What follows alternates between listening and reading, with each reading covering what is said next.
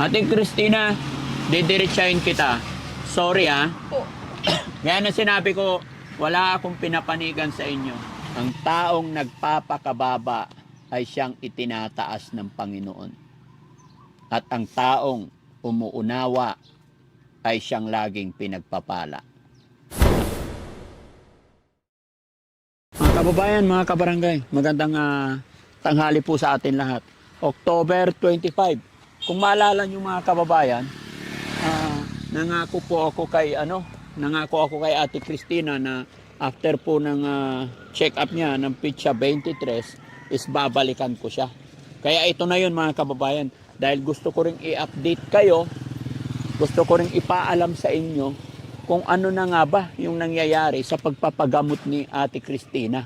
Siyempre para malaman din ng ating mga sponsor kung may improvement ba sa mata ni Ate Christina. Kaya ito rin yung pangako ko mga kababayan na after gusto kong malaman.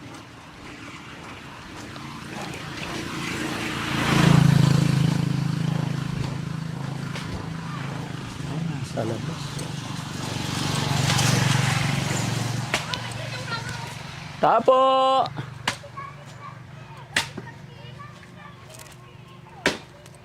Hello po, Tapo! Right, sino ba yan? Sino kayo? Ako si Daddy Frankie.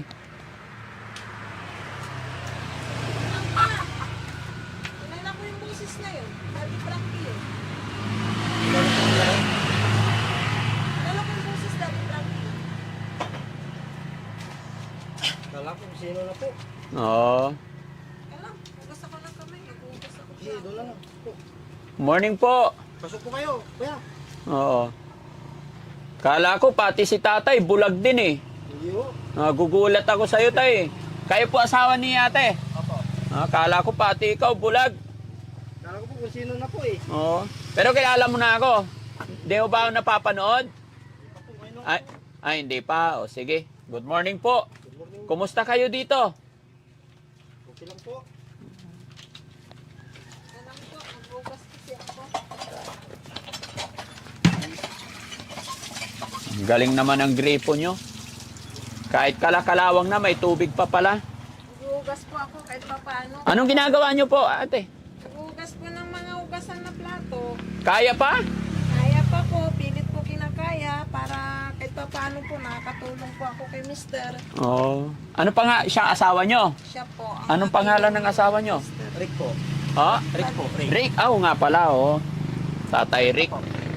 Gugulat naman ako sa'yo, Tatay Rick, eh. Ha? Sige, upo lang kayo. Kayo na lang umupo. Huwag niyo ako alalahanin. Ayan, buti naman nadatnan kita ngayon, sir. Oo. Ayun sila po sir ha. Okay Kala lang. ko kung sino na po eh. Ha? Nabigla po ako. Akala mo kung sino na. Opo. Nagsisipag. Wala trabaho ngayon, pasok. Ilan taon ka na, sir? 35 po. 35. Tapos si nanay? 44. 44. Kumusta? Kaya ako bumalik dito dahil sa sinabi ko sa'yo, Madam, na babalik ako after ng check-up nyo. Kumusta na po yung check-up nyo? Andyan na po yung resulta. Nung ano po, kailan yung 16, 17 po ata nagpunta kami. Kaya lang po, nasa urgent meeting po yung doktor ko. Yung doktor ko po sa mata. Kaya in-schedule po uli ako ng 28. Sa 28 ulit, babalik kayo. Opo. So until na, wala pa rin gamot. Wala pa po. Kasi nag-try ako na bumili kaso wala po kasi nga yung doktor ko. Yung doktor ko lang po kasi makapagbigay ng gamot. Pero bakit ganun? Parang adjust ng adjust. Yun. Baka mamaya, kaka-adjust, laging busy. Mas maganda maghanap kayo or magpa-consult na lang kayo sa iba kung laging ganyan yung doktor na yon. Hindi, sure, Baka sure na yon? sure na daw po yung sa sa 28. Sabi po nung mga staff nila doon. Ay, ganon? Opo. Oo. Kasi nagkataon na nasa urgent meeting lang daw po talaga kasi nung time na yun. Oo. Kaya Baka mamaya pag adjust ng adjust, mawala na yung mata mo ng tuluyan. Yun na nga po eh. Sabi ko baka po lalo kasi lalo hindi pa ako nakakainom ng Yes gamot. po. Kasi ang sakit, pag hindi naiinuman ng gamot, palala po ng palala. Wala po kasi nabibili dito nun. Hindi po nila kilala yung Ala. gamot na yun. Sampabihan pa. San pa yan? Yung mismong doktor ko lang po talaga sa mata, yun po lang ang makakapagbigay ng gamot na yun. Sige. So, pagdating ng 28, Babalik sana andyan na siya, no? Sana magkaroon ka na ng gamot. Kasi ate, gusto ko rin kasing ma-update yung mga followers natin na gustong-gusto nila, yung panalangin nila na makakita ka ulit. Gaya nga po nito, para po siya ngayon mahapdi kasi nga po dun walang gamot na Opo. naiinom. Halos magti 3 weeks na po kasi hindi ako nakainom. Oo. Kumahapdi na naman po siya. Yun. Tapos parang yung paningin ko parang ang dami pong lumilipad. Ano, yung paningin, parang ang dami lumilipad. Para pong, alam niyo po yung yung parang mga tutubi na nagliliparan po. Oo, parang kumikislap-kislap. Kislap-kislap siya. Ang dami. Tapos masakit yung mata.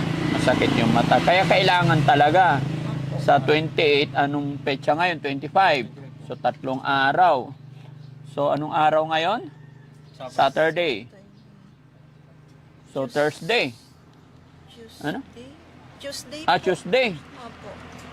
Tuesday ang balik nyo doon. Every Tuesday po kasi yung schedule niyan nung doktor ko sa mata. Pero, pag Tuesday, wala pa rin, maghanap na kayo ng iba. Opo, opo. Kasi hindi po pwede pong Mahirap po eh. ha? Mahirap pag ganyan. Hindi po ako makapagkilos. Hindi ka makakilos. So, anong pinagkakaabalahan mo ngayon, sir? Pag dyan, extra, pag tatawagin pa ako. Pag wala, doon, namimingit ako ng isda. Ganyan po. So, ano yung mga paraan ginagawa mo para matulungan mo si nanay? Tulad ng ganyan po. Tinutulungan ako, kaya hindi niya po kaya magsinog. Mm. Minsan, nasusugatan na po siya eh. Nasusugatan. Oo. Oo. Pati yung mga paa, no? Opo. Ano yung mga yan? Sugat Sugat po po yan yung lahat. na diabetes. Di po ba diabetic ako? Opo. Yan po yung naging dahilan bakit po ako nagstay ng ilang weeks sa hospital. 14. Kasi parang po siya. So, kaya kailangan talaga matutukan yan kasi mahirap pag nagkasugat ang diabetic, no? Tapos itong 2 days ago po na 2 days ago na nagpa-check up po ako nung diabetic ko. Opo. Sabi pa ng doktor, hanggat maaari daw po. Kasi parang tumaas po kasi uli yung sugar level ko. Sabi pa ng doktor ko sa diabetic, kung hanggat maaari daw po, iwasan ko muna daw mag-iisip, iwas stress. Opo. Kasi pag na-stress daw po kasi, maaari daw po palang tataas yung sugar mo nun. Kaya sabi ng doktor, hanggat maaari, iwas ka muna sa mga stress. Huwag ka muna mag-iisip ng kung ano-ano. Focus ka muna dyan sa mo, lalo na yung mata mo ay alanganin, sabi pong ganun. Bakit alanganin daw? Kasi nga po, yung gaya po pag halimbawa, kasi yung naisip ako ng isip ng problema, nai-stress ako. Yung mga ugat po niya, parang namamaga po, tapos may chance po daw na puputok ulit. Tapos magkakalat yung dugo. Kaya kailangan talaga magkaroon na po kayo ng gamot. Opo. No? Kasi yan po sa pangalawang request, Daddy Frankie, sinabi po nila dun sa pinagtingnan namin, may mga dugo pa din daw po. Oo. May mga bagong na dugo. Pero mawawala at maaayos yan as long as gumagawa tayo ng paraan para mapagamot. Opo. Kaya nagpapasalamat nga po ako ng malaki kasi dahil po sa inyo, dahil po sa mga sponsors, sa mga nagbibigay po ng tulong sa akin, napapatingin ko po yung mata ko. Opo. Kahit papaano po, lumalakas na din po yung loob ko. Nagkakaroon po ako ng pag-asa uli na magiging normal po yung paningin ko. Sa tulong po yan ng Panginoon. No? Opo, opo. Kumusta naman yung mga perang natanggap nyo nakaraan? Yun po, binili ko ng insulin kasi naubusan ako ng yung inject po. Tapos CT scan po. Tapos nung sa CT scan, yun yung magbayad ako ng 4-5. Oo. Tapos yung mga gamot po, may natitira pa naman po. Ah, very good. Talagang may, nilalaan ko po talaga siya sa sa gamot. Halimbawang naubusan po ako, mayroon po akong ibibili. Opo. Sa laban lang, no? Yun nga po, Nay. Kasi nakailang upload na tayo, hindi po ako siguro, malaki ang tsansa na napanood na po nila yung mga videos natin. Wala po bang nangungumusta sa inyo or tumatawag? Ay, tungkol po dyan, Daddy Frankie. Kagabi po, tumawag po yung pamangkin ko. Oh. Ang sabi po niya, hindi daw po pinapaalam nung kapatid ko yung address kung saan sila nandoon. Ayaw din daw po ibigay yung eksaktong address. Pati po contact ayaw. Oh. Ayaw po ipabibigay nung kapatid ko. Ngayon po yung pamangkin ko gumagawa po ng paraan. Humingi po siya ng tulong dun sa ibang mga kamag-anak ko na hingin po yung eksaktong address o number man lang na para makontak ko po siya. Kaso talaga nagmamatigas pa daw yung kapatid ko. Ay, yung kapatid mo. Sinong kapatid mo yun? Yung Grace po. Ay, yung Grace. Opo. So, ibig sabihin, Same po sila halos, Daddy Frankie, silang dalawa. Parehas po sila. Talagang nagmamatigas po sila. Kaya yun nga po, gaya nga po ng sabi ko sa inyo, itong sa mata ko at sa diabetic ko, halos same po ng sinasabi ng mga doctors ko na hanggat maaari iwas daw po muna stress, lalo hindi pa okay yung paningin ko. okay. Para halimbawa po yung maging resulta dun sa pangalawang request ng mata ko, madali pong maaksyonan kung sakali. Mm-mm. Kaya hanggat maaari po talaga daw, bawal muna ako mag-isip. Opo. Tama bawal yun. ma-stress. Huwag mo isipin ng problema kasi, ma'am, no? Kaya hindi po kasi para sa akin po kasi, Daddy Frankie, kagaya nga po ng paulit-ulit ko pong sinasabi na gusto ko po talaga kasi magkaayos kami. Eto na naman po tayo. Hindi ko po kasi mapigilang umiyak pagdating po sa mga kapatid ko. Kasi ilang taon na din po kasi, start po ng 2019. Oo. Until now, hindi po kami nakakapag-usap pa. Kaya talaga pong kahit po ganito yung kondisyon ko, pinipilit ko po talaga na sana po ipagkaloob ni God na magkaayos na po talaga kami. Kahit po makapag-usap lang kami, Mm-mm. yung kapatawaran po nila, yun po ang inaantay ko na marinig sa kanila mismo. Mm. Na hanggang sa maging okay po kami. Mm. Pero kung talaga pong ayaw nila, siguro po magpo-focus na lang po muna siguro ako sa mata ko, sa pagpapagaling ng mata ko. Para halimbawa po maging okay na yung mata ko, yung paningin ko.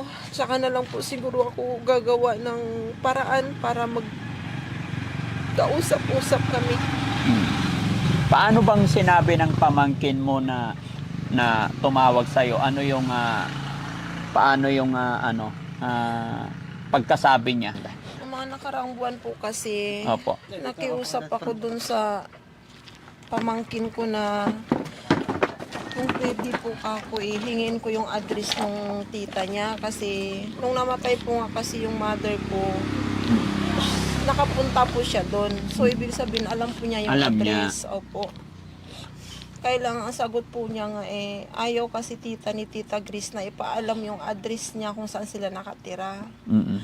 Tapos, magbaka sakali ka na lang tita, baka nandoon siya sa Antipolo kasi ang alam ko, every Saturday and Sunday nasa Antipolo sila. Kasi may lupat bahay po kasi na binili yung mama ko doon bago po namatay yung mama ko. So, ibig sabihin, may mga lupain yung mama mo siya. Ay, mama nyo bago namatay. Ayun po yung binili niya, 24 square meter lang po yun. Okay. Pinagtayuan lang po ng bahay. Nakapangalan po yun sa kapatid ko. Kaso nga po, pinapasabi nga daw po ng kapatid ko na huwag sabihin kung saan yung eksaktong address. magkagalit daw sila nung pamangkin ko. Maaring ano lang yan, masasabi kong ayaw lang siguro nilang sabihin dahil ayaw lang nilang maipublic. Ang importante yung ikaw lang makakaalam para pwede natin puntahan or pag okay ka na, pwede mo silang puntahan. Hindi po ako naniniwala na pag nakita ka na nila, nandoon ka na sa harapan nila at hihingi ka ng sorry kung ano man ang pagkakamali, hindi na natin pwedeng alamin, ikaw nagkamali, ako nagkamali. Hindi eh. Ang pag-usapan na lang natin dito yung magkabati-bati, magkaayos para mawala yung bigat sa dibdib. Opo. Kasi kahit anong gawin nila, kapatid ka pa rin nila. Alam ko, mahal ka pa rin nila. Kahit anong gawin mo, magkagalit man kayo ng kapatid mo, aminin natin at sa hindi, masakit sa dibdib Opo, totoo po. na kapatid natin mismo ang kaaway natin. Aminin natin yan. Kahit anong mangyari, kapatid mo pa rin yan. Pag kapatid mo ang kaaway mo, sa salita lumalabas sa bibig mo yung galit. Pero pag uwi mo sa bahay, paghiga mo, ikaw pa rin mismo ang nasasaktan, mabigat sa dibdib. Kaya hindi ako naniniwala na pag pinuntahan mo sila at magsusuri ka, yayakap at yayakap yan, iiyak at iiyak yan. Di ba? Gaano nga ba kahirap sa dibdib na kaaway mo yung dalawa mong kapatid na hindi kayo okay? Sobrang hirap, sobrang bigat po. Sakit sa pakiramdam. Na yun po bang, siyempre, naturingang kapatid mo po sila. Di mo man lang magawang makausap, o mapagdaingan, o mapagsumbungan ng nararamdaman mo. Lalo po sa ganitong kalagayan ko. Hindi po kagaya nung nabubuhay pa yung mama ko. Pag ganito pong magkakasakit ako, tatawag ako sa mama ko, o kaya tatawag yung mama ko. Kamusta ka na, nak? O kaya ako ang tatawag, ma. Masama yung pakiramdam ko, ganyan-ganyan. Namimiss ko na din po yun, na sabihin ng mama ko na, pagaling ka na, huwag ka magpakapagod. Pag makaramdam ng masamang pakiramdam, pahinga. Sana po ganun na bagay, ganun na, sa ganung part po, sana madinig ko sa mga kapatid ko.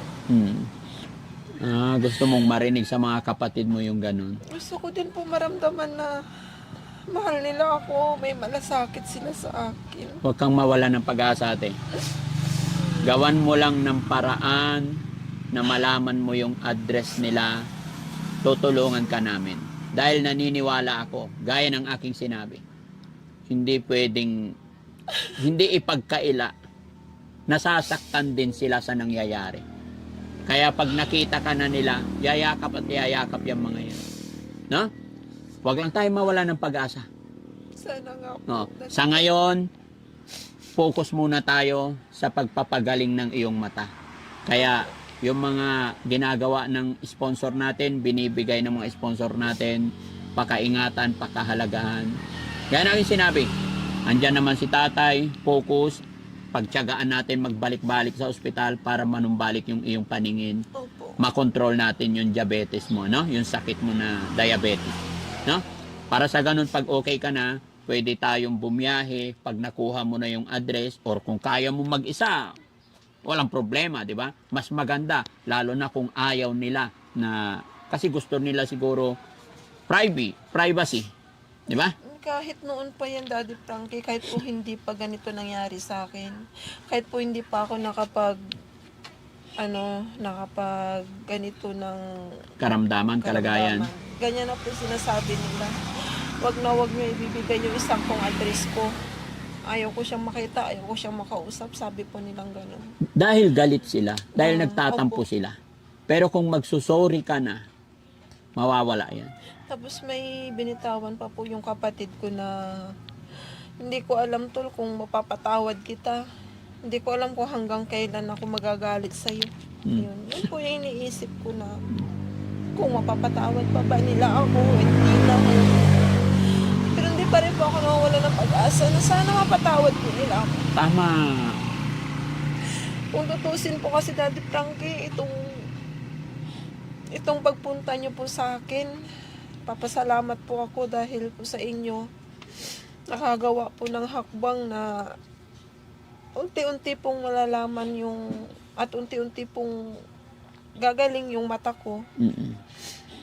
Kung tutusin po, ito lang po talaga dapat yung pakay ko na tutukan yung sa paggaling ng diabetic ko, yung pagbalik ng paningin ko. Opo. Kaso hindi ko po talaga kasi mapigilan na hindi ma-voice out sa inyo yung tungkol sa amin magkakapatid. Sa sobrang pagka-miss ko na po sa kanila. Okay lang yun. Huwag mong dibdibin, huwag mong sarilihin yung problema. Kung ano yung gusto mong sabihin, iparating sa iyong mga kapatid. Kapatid is kapatid, gaya ng aking sinabi. Sinasabi lang nila yon dahil galit sila.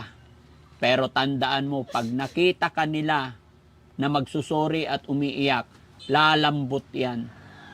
At I'm sure, pinapanood nila yung mga upload natin. Kaya, gaya ng aking sinabi, walang hihigit sa taong mapagpakumbaba. At hindi natin, sa puntong ito, hindi na natin pwedeng alamin kung sinong may mali. Kailangan mag-sorry, gagawin natin para mawala yung tinik, bigat sa puso, sa dibdib natin. Dahil kahit sila, masakit sa dibdib nila. Hindi nila gusto na magkaaway-away kayo. No?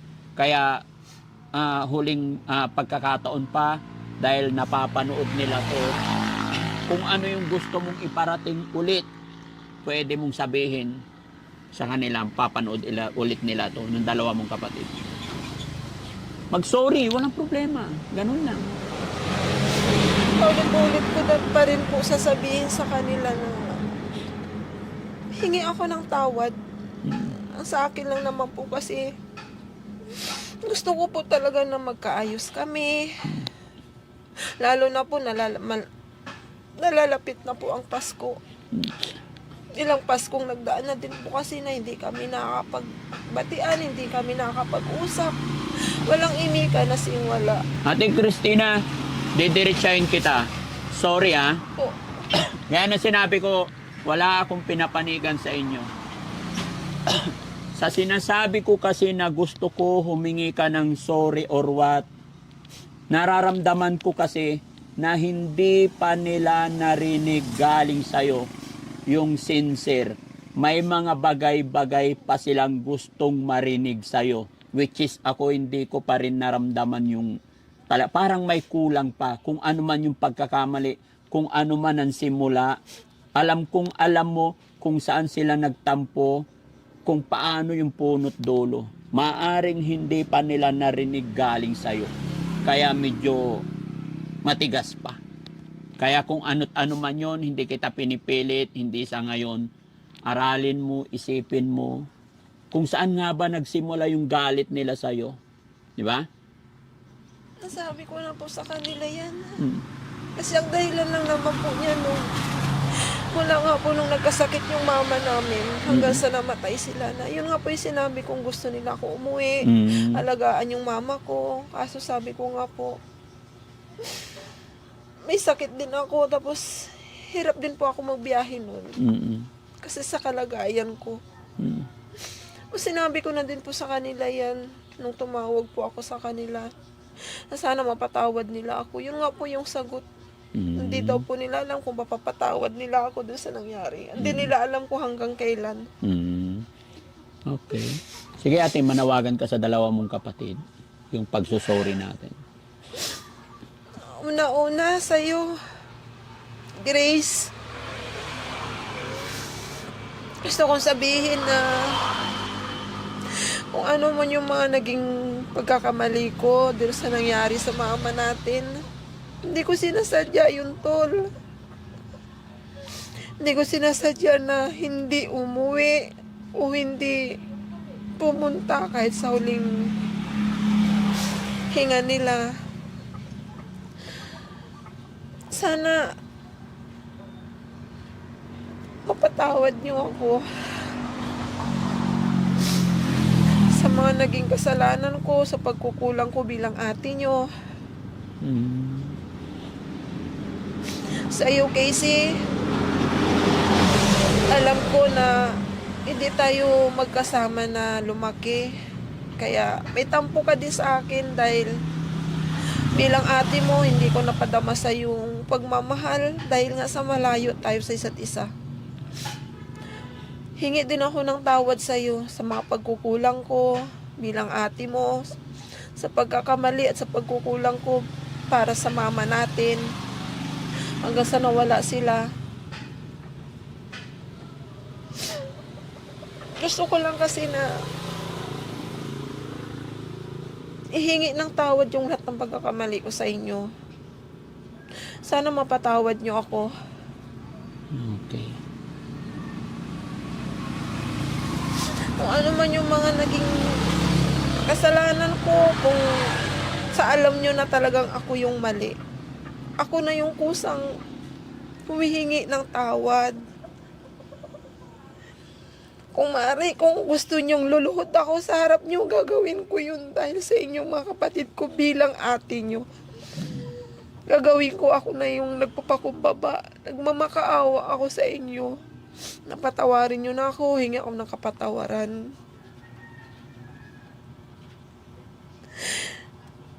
Hindi na kaya, Daddy Frankie.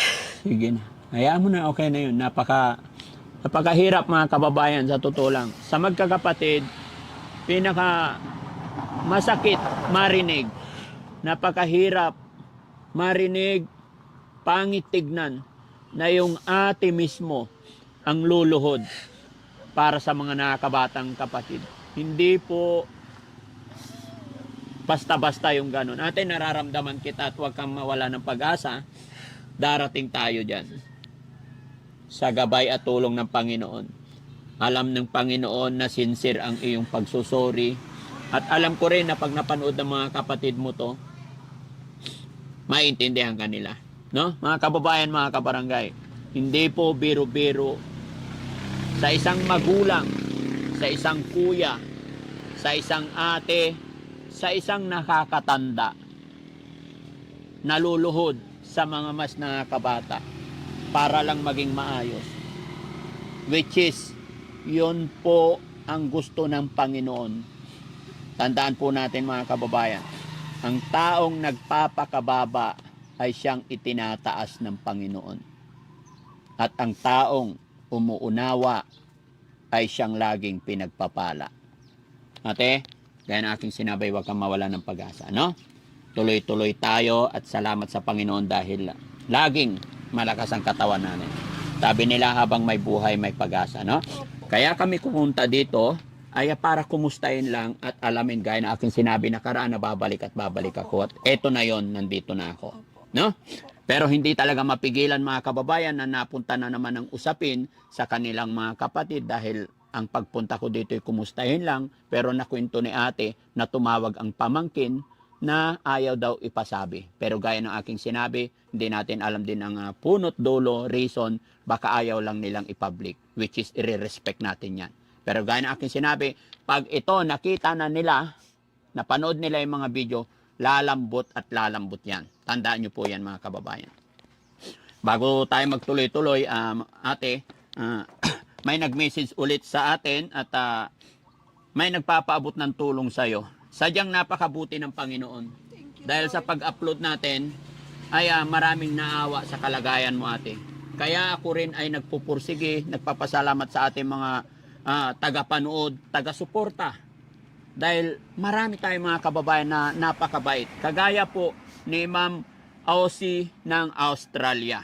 Nag-message po siya, sabi niya, Daddy Frankie, nagpadala po ako para kay Ate Christina, yung malabo ang mata, from Aussie of Australia. Nag-send ako sa iyong GCash, isi-send ko sa messenger mo ang resibo. Kaya nagsabi ako na thank you. Kaya nandito po ako ngayon. No? Kay Ma'am Aussie ng Australia, bagamat hindi po ito yung una na pag-support nyo kay Daddy Frankie, marami na po kayong naipadalang tulong para sa mga beneficiary natin. Muli po ako ay nagpapasalamat kasama ng aking team. Salamat po talaga at nawa, i-bless pa kayo ni Lord na magtuloy-tuloy ang blessing sa inyo at ingatan pa kayo. Mag-ingat din po kayo sa inyong kalusugan. Kabayan Ma'am Osi ng Australia, no? Salamat po. Siya po ay nagpadala ng naiyak tuloy ako. Ha?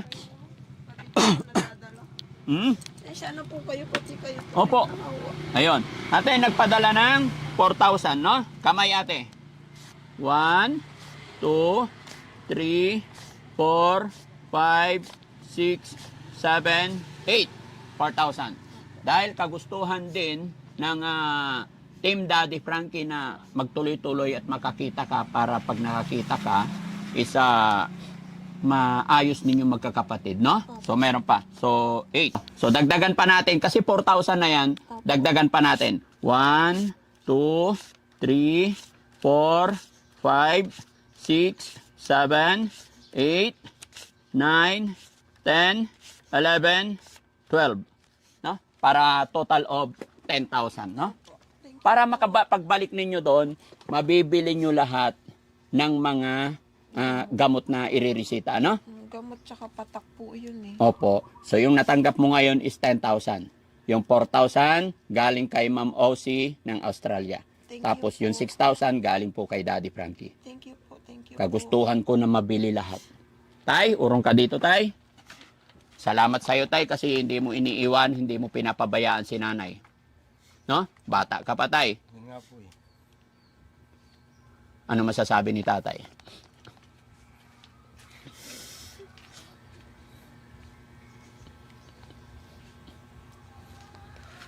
Mabut.